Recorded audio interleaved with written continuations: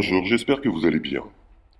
Nous continuons de lancer des bouteilles à la mer concernant le fait de réussir à trouver des, je précise, grosses chaînes YouTube avec au minimum plus de 12 000 abonnés qui seraient prêtes à recevoir Sandrine, la maman de Yuna, pour un live et ainsi aider à ce que cette affaire soit médiatisée. Merci aux trois qui ont répondu présentes, mais sur les trois, une seule est susceptible pour le moment de pouvoir avoir assez de visibilité avec plus de 74 000 abonnés pour que le message puisse passer. Merci aux deux autres de ne pas en prendre ombrage, mais nous ne souhaitons pas fatiguer Sandrine qui a déjà bien assez à surmonter avec toute cette histoire. Je ne pensais pas qu'il serait à ce point aussi difficile d'avoir des réponses positives. Je garde précieusement toutes mes demandes faites à droite et à gauche. Entre mes demandes dans des commentaires rapidement effacés, et j'en passe.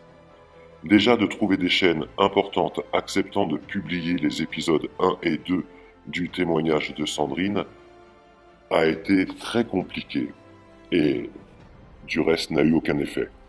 Entre les OK, je partage et au final, rien.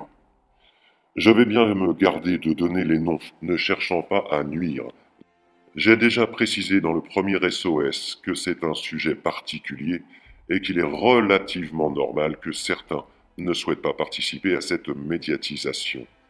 Néanmoins, nous ne perdons pas espoir de trouver des qui en ont et qui oseront. N'oublions pas qu'une maman et sa fille sont en danger et une maman qui pourra à nouveau retrouver goût à la vie quand elle pourra enfin récupérer et protéger sa fille.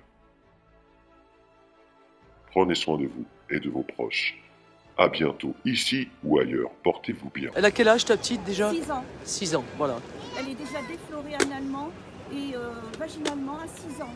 Et elle continue de subir tous ces viols par des personnes, des adultes, responsables qui se trouvent dans ce centre. Et je ne suis pas la seule à me plaindre de ce centre. Non, t'es pas la seule. Il y a des personnes qui Oui. se plaignent de ce centre où il y a des violences sexuelles qui sont Oui. faites sur les enfants. Voilà. À la mec arc-en-ciel de Saint-Rémy-sur-Vivonne, c'est un scandale.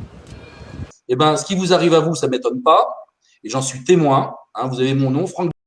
Je suis major de police. S'il y a des collègues qui me voient là sur les ondes, je voudrais qu'ils changent leur état d'esprit avec ce qui se passe actuellement, parce qu'on va au pire, on va à la catastrophe.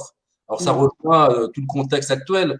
On est entouré de pédophiles, de gens de pouvoir qui se permettent de faire enlever les gamins. C'est pas pour rien. Vous avez oublié une chose, c'est qu'on les place aussi pour faire des choses dessus. Il y a certains centres, ils ont cette réputation-là. Vous avez des gens qui d'ailleurs vont travailler dans ces endroits-là. C'est pas pour rien. Et tout le monde est complice. Et c'est la déchéance de notre société. Effectivement, mais que ce soit pour les enfants, que ce soit pour nous-mêmes, nous avons tous et tous des droits, mais aussi des devoirs. Et quelque part, j'en appelle aux devoirs de vous qui nous écoutez, les valeureuses et valeureux, que vous soyez des magistrates ou des magistrats ou encore des forces de l'ordre. Je suis désolé de venir avec un sujet aussi difficile que ça, mais c'est pourtant la réalité. Il y a une petite fille qui vous attend, mesdames et messieurs les forces de l'ordre, vous qui avez prêté serment de protéger et de servir. Petite fille qui a 4 ans et qui est déflorée à l'âge de 4 ans vaginalement et analement. Je veux dire que vous vous sentiez aussi peu concerné par les drames humains, par cette vie qui est déjà détruite à l'âge de 4 ans.